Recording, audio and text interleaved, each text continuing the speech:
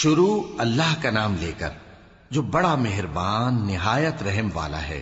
کاف ہا یا عین صاد، یہ تمہارے پروردگار کی مہربانی کا بیان ہے جو اس نے اپنے بندے زکریا پر کی تھی جب انہوں نے اپنے پروردگار کو دبی آواز سے پکارا اور کہا کہ اے میرے پروردگار، میری ہڈیاں بڑھاپے کے سبب کمزور ہو گئی ہیں اور سر سفید بالوں کی وجہ سے چمکنے لگا ہے، اور اے میرے پروردگار، میں تجھ سے مانگ کر کبھی محروم نہیں رہا، اور میں اپنے بعد اپنے بھائی بندوں سے ڈرتا ہوں، اور میری بیوی بانجھ ہے، پھر بھی مجھے اپنے پاس سے ایک وارث عطا فرما جو میری اور اولاد یعقوب کی میراث کا مالک ہو، اور اے میرے پروردگار اس کو خوش اخلاق بنائیو۔ فرمایا اے زکریا، ہم تم کو ایک لڑکے کی بشارت دیتے ہیں جس کا نام یحییٰ ہوگا، اس سے پہلے ہم نے اس نام کا کوئی شخص پیدا نہیں کیا۔ انہوں نے کہا کہ پروردگار، میرے ہاں کس طرح لڑکا ہوگا جبکہ میری بیوی بانجھ ہے اور میں بڑھاپے کی اس حالت کو پہنچ گیا کہ سوکھ گیا ہوں۔ حکم ہوا کہ اسی طرح ہوگا، تمہارے پروردگار نے فرمایا ہے کہ مجھے یہ آسان ہے، اور میں پہلے تم کو بھی تو پیدا کر چکا ہوں اور تم کچھ چیز نہ تھے۔ کہا کہ پروردگار میرے لیے کوئی نشانی مقرر فرما۔ فرمایا نشانی یہ ہے کہ تم صحیح و سالم ہوتے ہوئے 3 رات دن لوگوں سے بات نہ کر سکو گے۔ پھر وہ عبادت کے حجرے سے نکل کر اپنی قوم کے پاس آئے تو ان سے اشارے سے کہا کہ صبح و شام تسبیح کرتے رہو۔ فرمایا اے یحییٰ، ہماری کتاب کو مضبوطی سے تھامے رہو، اور ہم نے ان کو لڑکپن ہی میں دانائی عطا فرمائی تھی اور اپنے پاس سے شفقت اور پاکیزگی دی تھی، اور وہ پرہیزگار تھے اور وہ اپنے ماں باپ کے ساتھ نیکی کرنے والے تھے اور سرکش اور نافرمان نہیں تھے۔ اور جس دن وہ پیدا ہوئے اور جس دن وفات پائیں گے اور جس دن زندہ کر کے اٹھائے جائیں گے ان پر سلام ہے۔ اور کتاب یعنی قرآن میں مریم کا بھی تذکرہ کرو، جب وہ اپنے لوگوں سے الگ ہو کر مکان کے مشرقی حصے میں چلی گئیں، پھر انہوں نے ان کی طرف سے پردہ کر لیا تو ہم نے ان کی طرف اپنا فرشتہ بھیجا، سو وہ ان کے سامنے ایک خوبصورت مرد کی صورت میں آیا۔ مریم بولی کہ اگر تم پرہیزگار ہو تو میں تم سے بچنے کے لیے رحمان کی پناہ لیتی ہوں۔ فرشتے نے کہا کہ میں تو تمہارے پروردگار کا بھیجا ہوا یعنی فرشتہ ہوں، اور اس لیے آیا ہوں کہ تمہیں پاکیزہ لڑکا بخشوں۔ مریم نے کہا کہ میرے ہاں لڑکا کیوں کر ہوگا جبکہ مجھے کسی مرد نے بطور شوہر چھوا تک نہیں اور میں بدکار بھی نہیں ہوں۔ فرشتے نے کہا کہ یوں ہی ہوگا، تمہارے پروردگار نے فرمایا کہ یہ مجھے آسان ہے اور میں اسے اسی طریق پر پیدا کروں گا تاکہ اس کو ہم لوگوں کے لیے اپنی طرف سے نشانی اور ذریعہ رحمت بنائیں، اور یہ کام مقرر ہو چکا ہے۔ چنانچہ وہ اس بچے کے ساتھ حاملہ ہو گئیں اور اسے لے کر ایک دور جگہ چلی گئیں۔ پھر درد ذہ ان کو کھجور کے تنے کی طرف لے آیا، کہنے لگی کہ کاش میں اس سے پہلے مر چکتی اور بھولی بسری ہو گئی ہوتی۔ تب ان کے ٹیلے کے نیچے کی جانب سے فرشتے نے ان کو آواز دی کہ غمناک نہ ہو، تمہارے پروردگار نے تمہارے نیچے ایک چشمہ پیدا کر دیا ہے، اور کھجور کے تنے کو پکڑ کر اپنی طرف ہلاؤ، وہ تم پر تازہ عمدہ کھجوریں گرائے گا، تو کھاؤ اور پیو اور آنکھیں ٹھنڈی کرو۔ اگر تم کسی آدمی کو دیکھو تو کہنا کہ میں نے اللہ کے لیے روزے کی منت مانی، تو آج میں کسی آدمی سے ہرگز کلام نہیں کروں گی۔ پھر وہ اس بچے کو اٹھا کر اپنی برادری والوں کے پاس لے آئیں۔ وہ کہنے لگے کہ مریم یہ تو نے برا کام کیا، اے ہارون کی بہن، نہ تو تیرا باپ ہی برا آدمی تھا اور نہ تیری ماں ہی بدکار تھی۔ تو مریم نے اس بچے کی طرف اشارہ کیا۔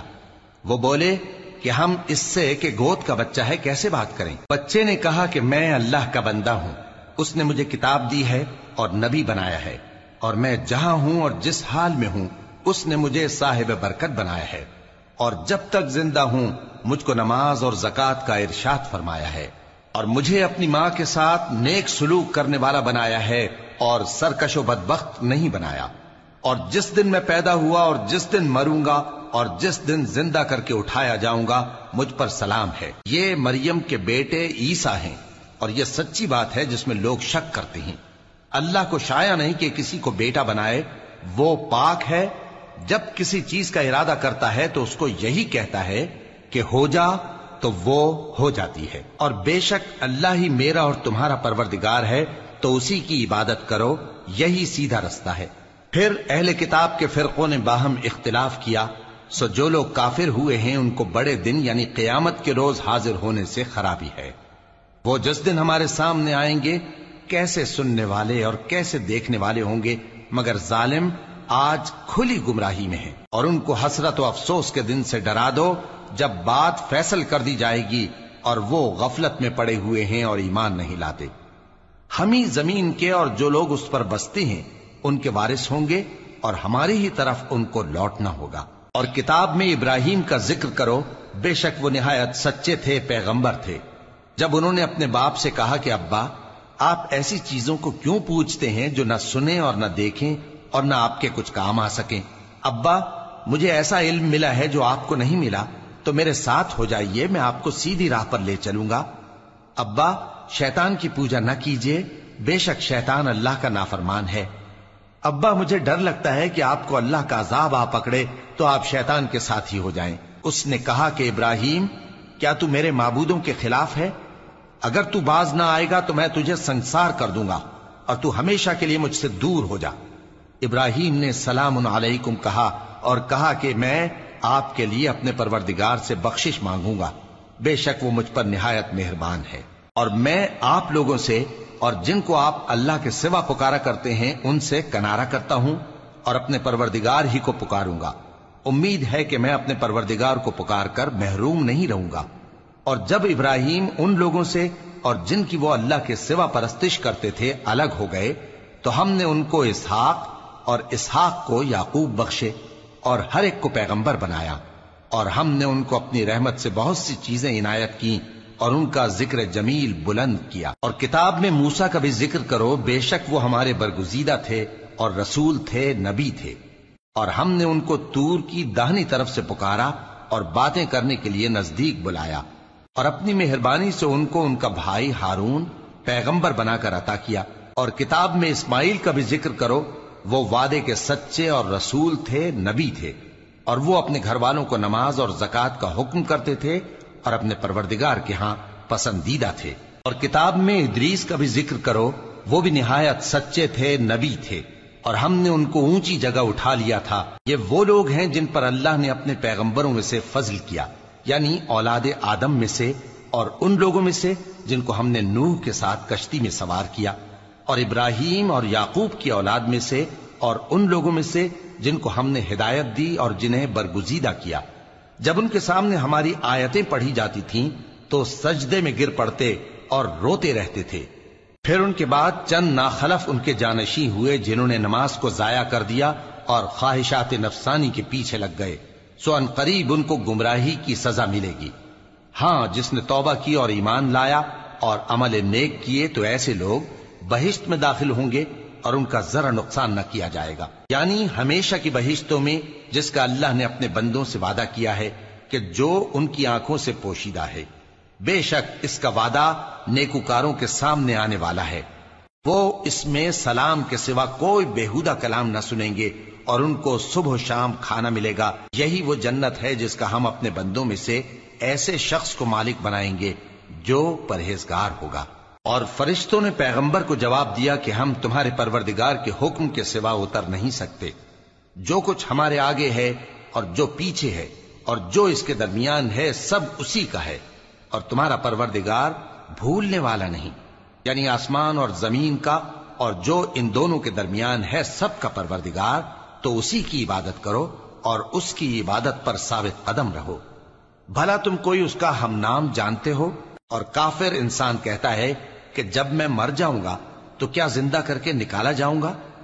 کیا ایسا انسان یاد نہیں کرتا کہ ہم نے اس کو پہلے بھی تو پیدا کیا تھا جبکہ وہ کچھ بھی چیز نہ تھا؟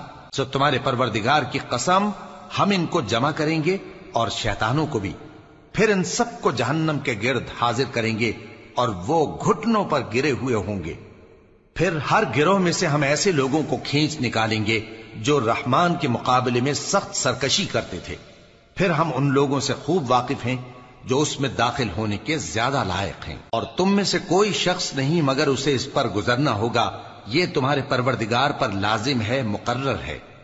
پھر ہم پرہیزگاروں کو نجات دیں گے اور ظالموں کو اس میں گھٹنوں کے بل پڑا ہوا چھوڑ دیں گے۔ اور جب ان لوگوں کے سامنے ہماری آیتیں پڑھی جاتی ہیں تو جو کافر ہیں وہ مومنوں سے کہتے ہیں کہ دونوں فریق میں سے مکان کس کے اچھے اور مجلسیں کس کی بہتر ہیں، اور ہم نے ان سے پہلے بہت سی امتیں ہلاک کر دیں وہ لوگ ان سے ٹھاٹ باٹ اور نمود و نمائش میں کہیں اچھے تھے۔ کہہ دو کہ جو شخص گمراہی میں پڑا ہوا ہے، رحمان اس کو آہستہ آہستہ مہلت دیا جاتا ہے، یہاں تک کہ جب اس چیز کو دیکھ لیں گے جس کا ان سے وعدہ کیا جاتا ہے، خواہ عذاب اور خواہ قیامت، تو اس وقت جان لیں گے کہ مکان کس کا برا ہے اور لشکر کس کا کمزور ہے۔ اور جو لوگ ہدایت یاب ہیں اللہ ان کو زیادہ ہدایت دیتا ہے، اور نیکیاں جو باقی رہنے والی ہیں وہ تمہارے پروردگار کے ہاں صلے کے لحاظ سے خوب اور انجام کے اعتبار سے بہتر ہیں۔ بھلا تم نے اس شخص کو دیکھا جس نے ہماری آیتوں سے کفر کیا اور کہنے لگا کہ اگر میں اثر نو زندہ ہوا بھی تو یہی مال اور اولاد مجھے وہاں ملے گا؟ کیا اس نے غیب کی خبر پالی ہے یا اللہ کے یہاں سے عہد لے لیا ہے؟